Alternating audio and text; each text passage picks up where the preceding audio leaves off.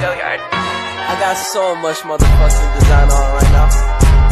Break it down, bring it back, make it clap. I got 3 old thoughts, new block, where that bitches on my line, and you know they come strap.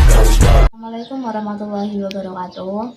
Di sini saya Nur Erina akan mewawancarai Ibu Maunatun, ibu dari Revan, tentang gangguan pemusatan perhatian dan hiperaktivitas.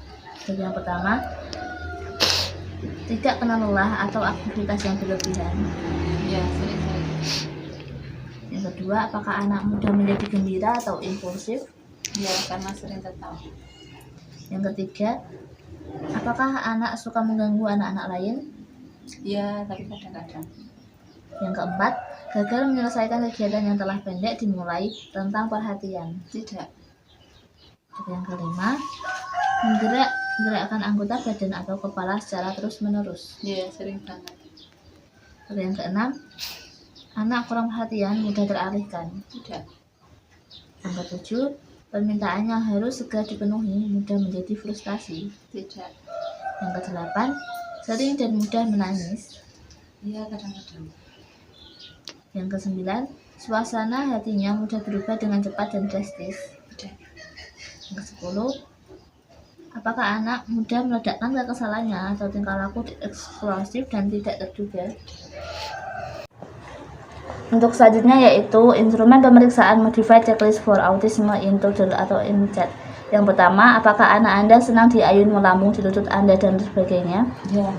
Terus yang kedua, apakah anak Anda senang atau tertarik dengan anak yang lain? Ya.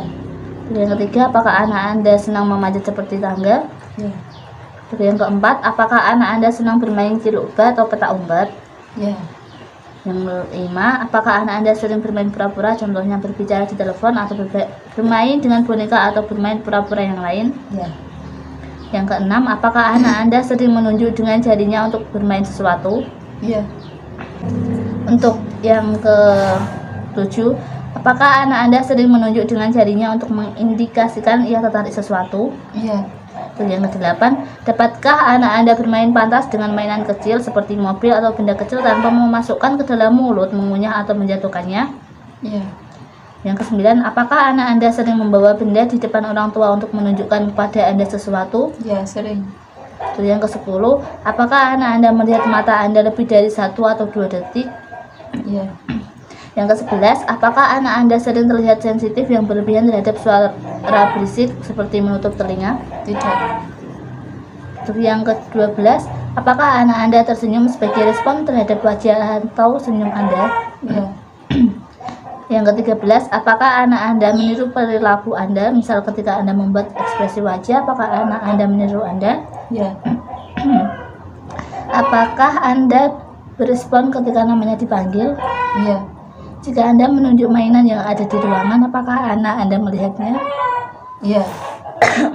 Yang ke-16, apakah anak Anda berjalan? Ya. Untuk yang ke-17, apakah anak Anda melihat benda yang Anda lihat? Ya.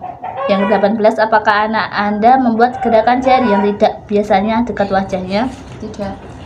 Ke-19, apakah anak Anda berusaha menarik perhatian Anda terhadap aktivitasnya? Ya. Apakah Anda sering khawatir apabila anak Anda tuli? Ya. Yang ke-21, apakah anak Anda mengerti apa yang dikatakan orang lain? Ya. Selanjutnya, apakah anak Anda kadang-kadang memandang untuk hal yang tidak jelas atau mondar-mandir tanpa tujuan? Ya. Yang terakhir, apakah anak Anda melihat wajah Anda untuk melihat reaksi Anda ketika bertemu sesuatu yang tidak dikenal? Ya. Mungkin itu wawancara dari kami. Sekian, terima kasih. Wassalamualaikum warahmatullahi wabarakatuh.